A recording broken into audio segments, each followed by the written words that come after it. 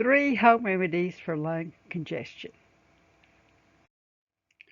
Herbalist, your mission today, should you choose to accept it, is to keep your mucus thin and running so that you can cough it up to prevent pneumonia.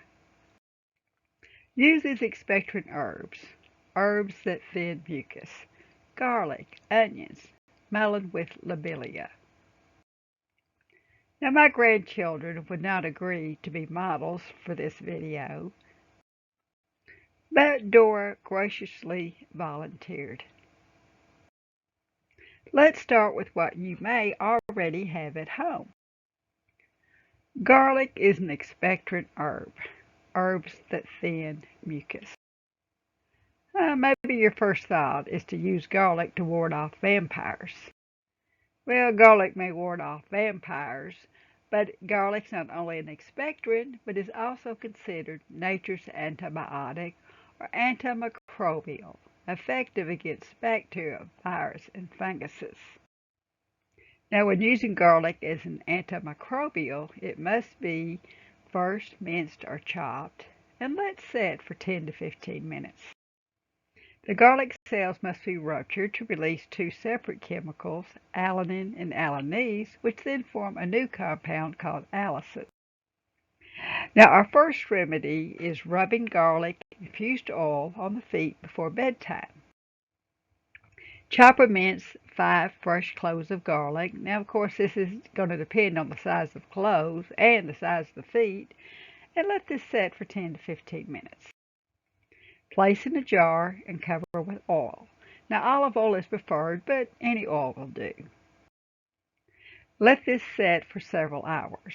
Now, if you're in a hurry, you can heat it on very low heat for 30 minutes and then strain. Rub plenty of this oil on the feet. Cover the feet with an old pair of socks. Cover that with another pair of socks and go to bed. The garlic oil you rub on your feet will travel through your whole body. The stinking smell of garlic on your breath indicates the garlic's volatile oils are coming through your lungs. Yes, your whole body will stink like garlic.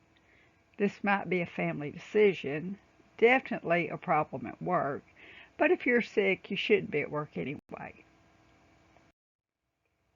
Or you can take the garlic oil that you just made, spread it on a piece of bread or cracker, and eat it throughout the day.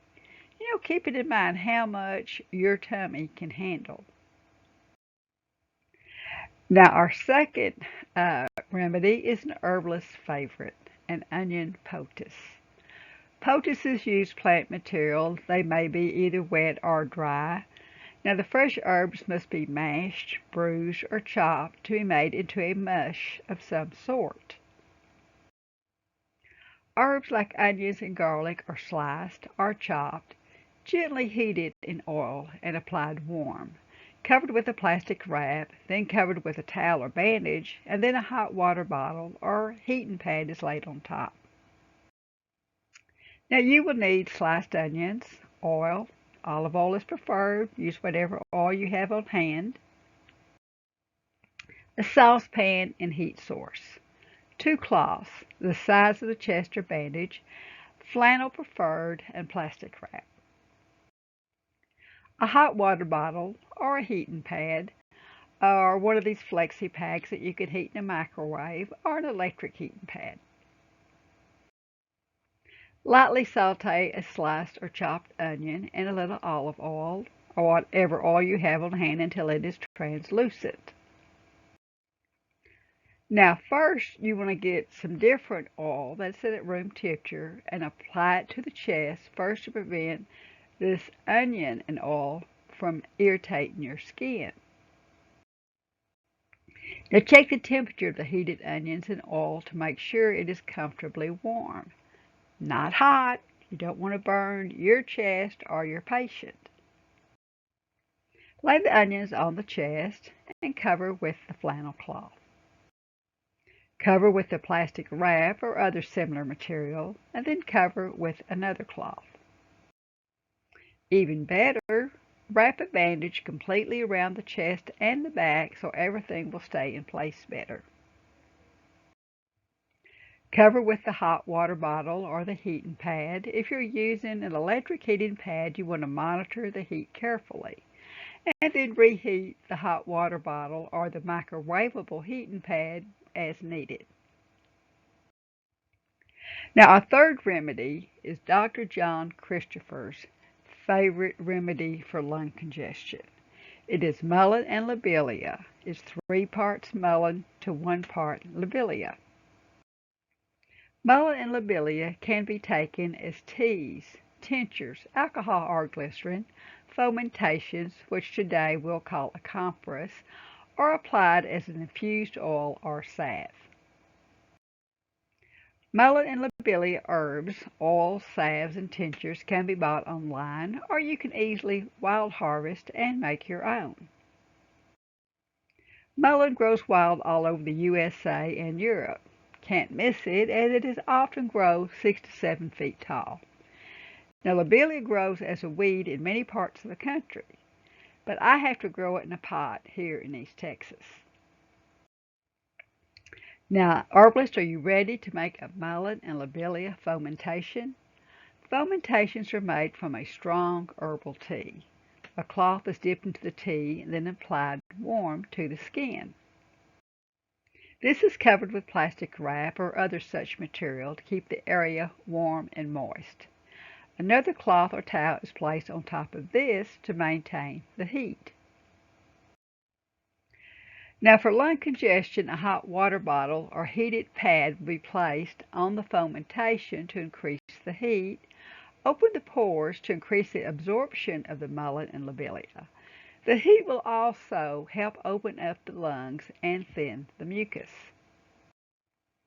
Now, the supplies, you're going to need 2 strips of cloth the size of the chest, and flannel's preferred, plastic wrap or plastic bag, scissors, fastener for a bandage, 2 quart-size canning jars with lids, saucepan and a heat source, hot water bottles, or a heated pad.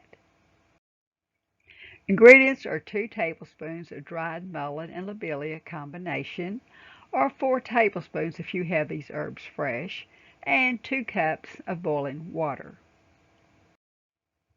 Cut 2 strips of flannel big enough to wrap around the chest and roll it up. And you're going to need some plastic wrap, but if you're like me, you'd find plastic wrap so frustrating to work with. I find a plastic shopping or garbage bag so much easier to work with. Cut a plastic shopping or garbage bag into strips large enough for the chest and roll up. You're going to make a strong Mullen and Lobelia tea. Pour boiling water over 2 tablespoons of the dried mullet and lobelia. That's 3 parts mullet and 1 part lobelia, or 4 tablespoons if you're using fresh.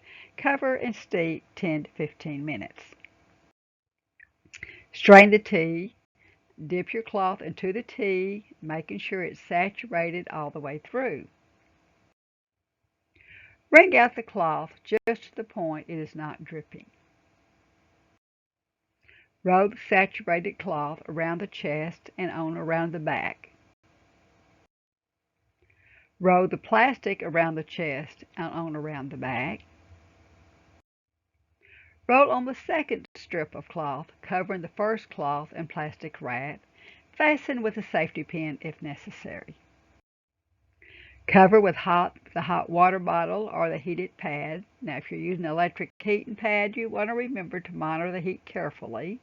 And then you can reheat the hot water bottle or the pack when needed.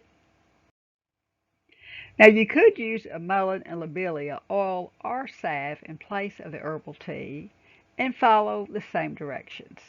Now, to make this more effective, drink a Mullen and Lobelia tea throughout the day, or take the tinctures at least 3 times a day. Or to be even more effective, take these tinctures every 2 hours. Now, we're thinning the mucus to make it easy to cough up to prevent pneumonia. Pneumonia is a serious condition. It can be bacterial or viral.